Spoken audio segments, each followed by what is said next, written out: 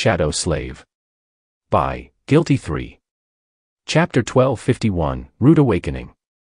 With nightmare guarding Sunny's dreams, his sleep was deep and peaceful. His awakening, however, was not. What? Sunny woke from feeling the world tilt, and then quake with a violent shudder. He was thrown sideways and collided with the slope of the fissure, feeling the sharp rocks cutting into his skin. Groggy and disoriented, he tried to stand up, but got tangled in the sleeping bag instead. Damn it. The sleeping bag disintegrated as he tore through it, already summoning the sin of solace and the moonlight shard. The world lurched once again, and the deafening roar of water reached his ear. What is going on? Assessing his surroundings through shadow sense, Sunny did not notice immediate danger. He did, however, notice Nephi's. She had climbed out of the fissure and was now standing on its edge, her white tunic and silver hair fluttering in the wind. Sunny could not see her face, but judging by the lack of weapons in her hands, the situation was not critical. He let out a relieved sigh, then glanced at the destroyed sleeping bag with regret. Just a moment later, the dark island shuddered again, and a strange tremor ran through the black turtle's stone shell. At that moment, an obnoxious voice resounded from his left, "Good morning. Rise and shine." Throwing a contemptuous glance at the spirit of the sin of solace, Sunny grimaced and pushed himself off the ground. Soaring high into the air, he kicked the slope of the fissure and propelled himself even higher, landing noiselessly near Nephi's a moment later. The 7 suns were already rising, and the world was suffused with the golden radiance of dawn. What is happening? Instead of answering, she pointed her finger at a particular spot off the edge of the island. There, the water was turbulent and foamy, rising in violent waves. The river had washed away most of the blood during the night, but now, it was painted red once again. In fact, the red color was more vivid and intense than ever. Sunny frowned. The next moment, something large and swift moved beneath the surface of the red water, and the carcass of the black turtle quaked again. What the? As more blood poured into the great river, there was a strange sound. Soon, the azure serpent's giant head rose from the turbulent water and stared at them with its vicious, cloudy eyes. Streams of red were flowing from its impenetrable scales. This time, however, there was something different about the great beast. Clenched tightly in its harrowing jaws was a huge chunk of red, bleeding meat. Still staring at them with malice, the creature moved its jaw and started chewing it. Needless to say, the sight was more than a little disturbing. Standing by Sunny's side, Nephi said, "It's eating the turtle." He glanced at her with a strange expression. "Yeah. I've noticed." With that, both of them fell silent as they watched the serpent. Who was watching them while devouring the meat of the slain great monster? Yesterday, Sunny had struggled with chewing through the tough meat of the black turtle, but it was almost melting in the abomination's enormous maw. The jade fangs were painted red as they effortlessly sliced through the bleeding chunk, which was diminishing at an alarming rate. He couldn't help but shudder when imagining what these fangs would do to his own flesh.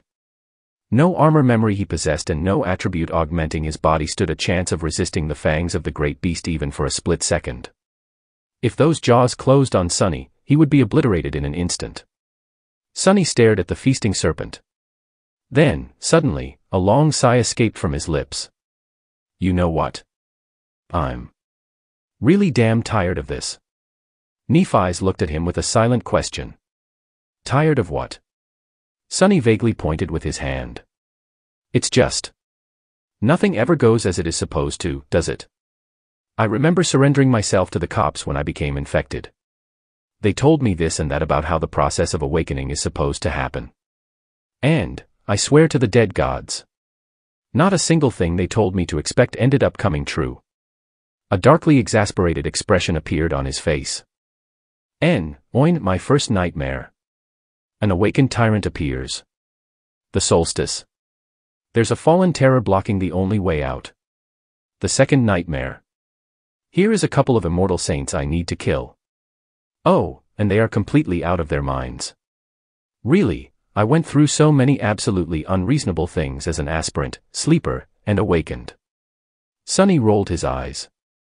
I am a master now, and instead of fighting fallen nightmare creatures like masters are supposed to do, there's this great beast staring me down. Let's not even mention all the corrupted abominations I've already killed. Is this what they call suffering from success? If so, I really don't want to be such an overachiever anymore. Can't something normal happen, for once? Listening to him, Nephi's tilted her head a little. She remained silent for a bit, and then said, "You're right. You really had to overcome completely unreasonable things as an aspirant, sleeper, awakened, and master." Then, a hint of a smile appeared on her lips, and sparks of white light ignited in her eyes. "But, Sonny, considering all that, have you thought about what kind of things you'll have to face as a saint?"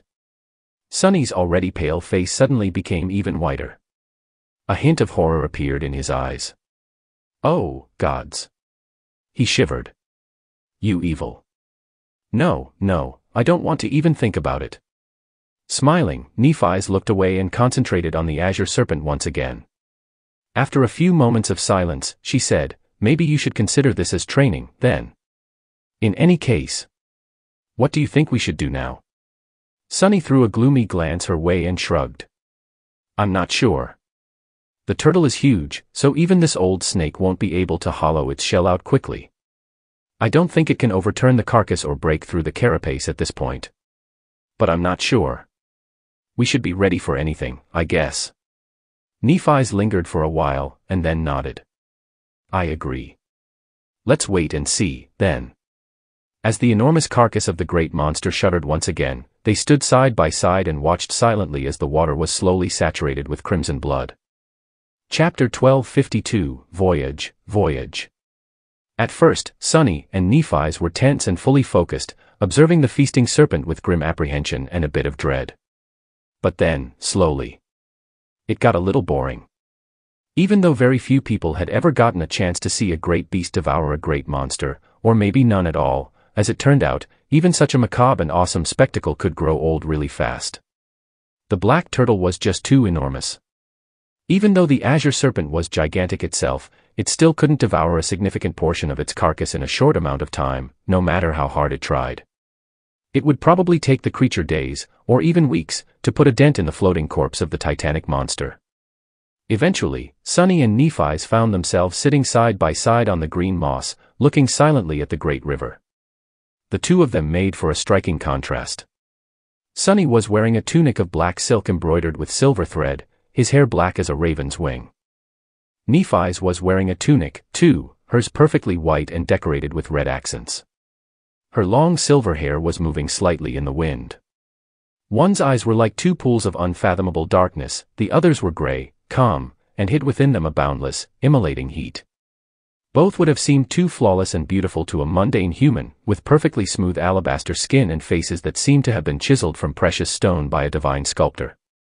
Surrounded by the vast expanse of a mystical river and sitting calmly atop the shell of a great monster, wearing no armor and holding no weapons in their hands, they looked like two transient deities that had descended from the heavenly realm to rest on the soft moss and enjoy the breathtaking beauty of this strange world. Of course, Sonny had none of these thoughts. Instead, he had an entirely different view of the current situation. Over the years, he had grown accustomed to being in the company of armor-clad awakened, heavily armed soldiers, and military vehicles. Looking at the slender silhouette of Nephi's body outlined by the light fabric of her tunic, and the weightless silk of his own graceless dusk, he couldn't help but feel a sense of strange incongruity. They were currently in the most dire predicament of their habitually dire lives. And yet, what the hell? We look like we're enjoying a luxury cruise.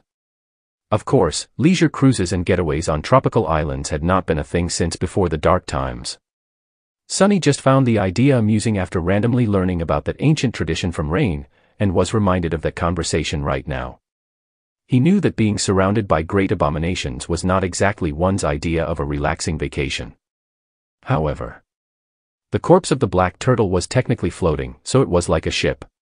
At the same time, it was large enough to be an island. The food was delicious. The view was to die for. The company was very nice, too. If not for the blooded snout of the azure serpent rising above the water from time to time, he would have actually been quite content. Sensing his strange mood, Nephi's looked at him and raised an eyebrow. "You have that funny look in your eyes." Sonny coughed. I was just thinking that this entire situation is weirdly peaceful. We are on top of a dead great monster and there is a great beast slowly devouring that monster as it waits for a chance to munch on our souls, and yet there's nothing to do. He scratched his head.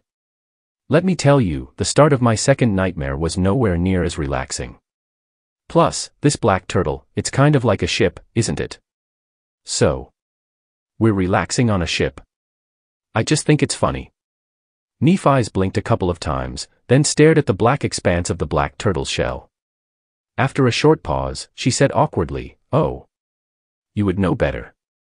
I actually was never on a real ship."